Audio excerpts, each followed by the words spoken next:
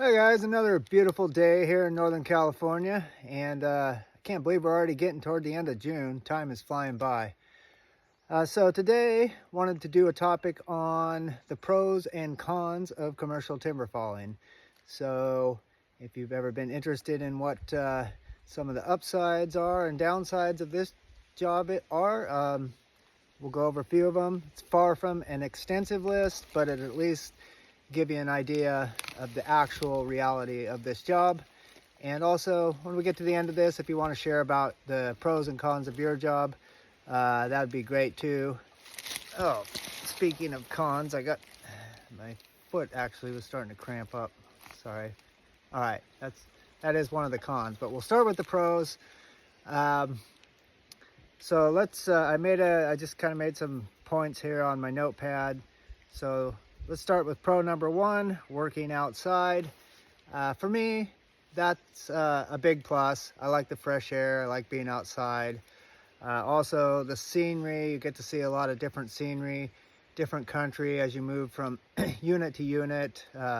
Lots of different sunrises and then combinations of fog and sun, and it's just all sorts of awesome scenery. And wildlife. You get to see. Mostly it's bears and some deer. Did see a cougar out here on this unit actually a couple of times, big one. So that's actually a little bit concerning when a cougar's roaming around. The bears and the deer don't really care so much, that doesn't bother me. But when a big cougar's roaming around, that's something that definitely gives me cause for concern. Keep the chainsaw close by, I guess. Let's see. Next pro is, besides nice scenery, exercise, paid exercise. So obviously it's a very physical job. A lot of it's just is walking, and a lot of it's walking up and down, whether it's on logs or up and down hills. So it's not running or anything like that. It's just a pretty steady walking all day long, carrying stuff, a lot of packing and walking and hiking, and you're always carrying your saw around. So you get probably more than enough paid exercise, that's for sure.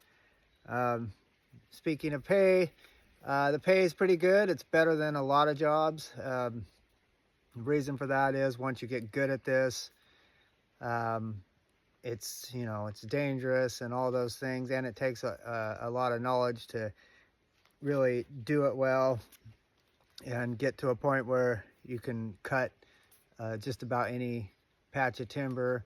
So when you get to that point, you sort of get to the top of the pay scale. Timber companies or private landowners, whoever it may be, whoever I'm working for, are willing to pay for the knowledge and the skills and the having all of that.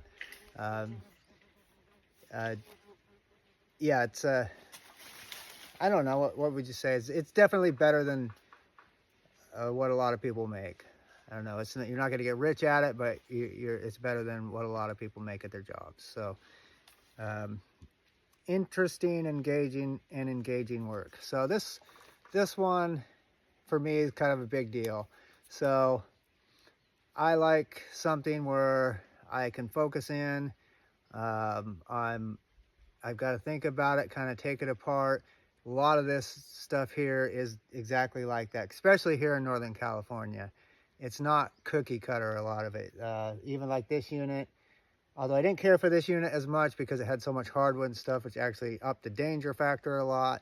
But the point being that a lot of the time it's interesting. You got to be watching what you're doing, figuring things out, where to put the trees, how to what order to cut things, and all of that. So you're engaged most of the time. Now there are those units that are more straightforward, that are I guess you could say pretty easy, almost like cornrow type units. Don't generally get a lot of those. Feller bunchers and other things take up stuff like that usually here.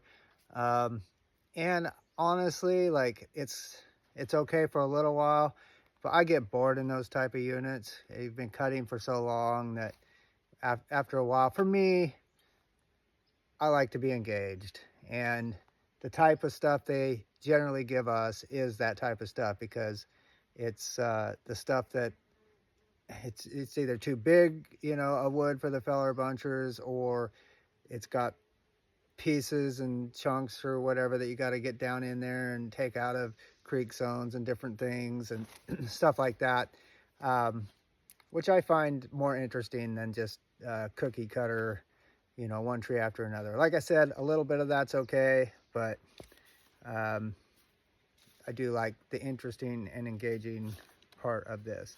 So that's going to get us to the cons. I mean, that's a short list, and I made the cons about the same, so it's pretty even.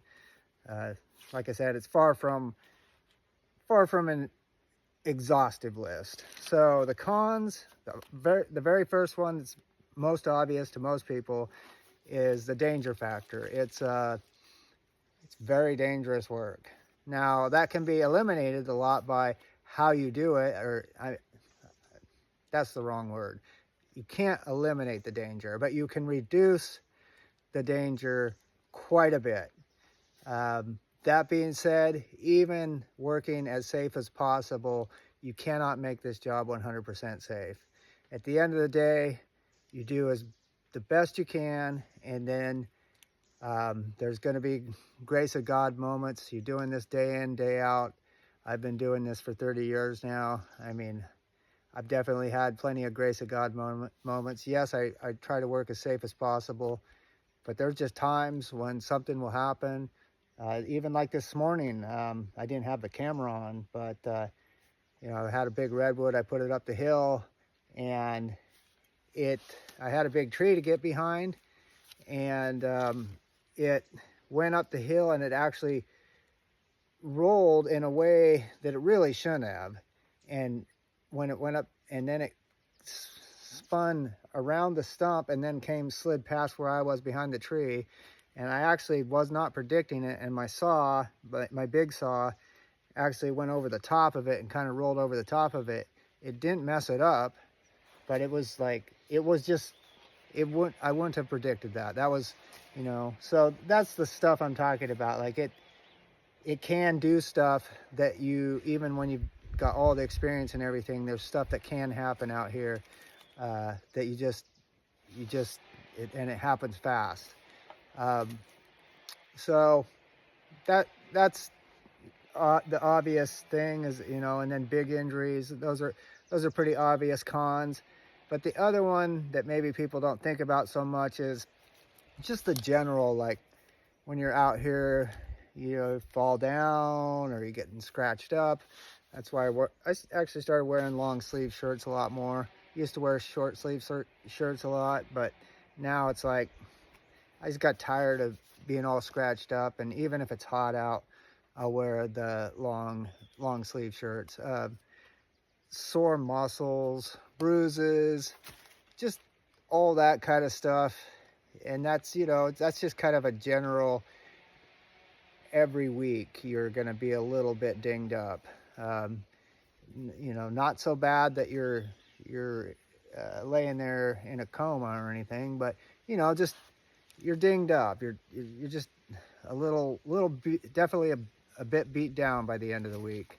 And every Friday rolls around, it's like, oh man, and you come back out here and do it the next week. So that's definitely.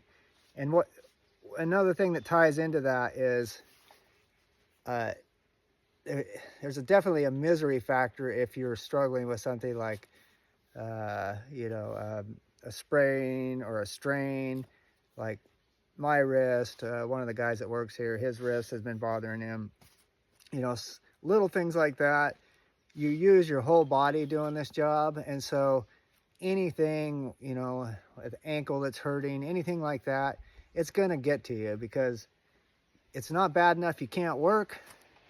So you're gonna come out here, you got to make a living, and you're still gonna do it, but it takes away from the the quality of life or whatever. You're not feeling as good as you would if you were in pretty decent shape. Now, thankfully, right now, I'm in, I'm not really having any big, I got my wrist, this wrist does bother me, this hand falls asleep, I got things like that. But before, I was having back problems and different things, going to the chiropractor. I don't know, that sort of just ironed itself out. Sometimes these things just sort of iron themselves out and go away. Who knows why? Thankfully, those things did. That was a couple of years ago. I think I went to the chiropractor several times a year for 2 or 3 years. Stuff like that. So, yeah, there's, just like with any job, there's lots of upsides and downsides.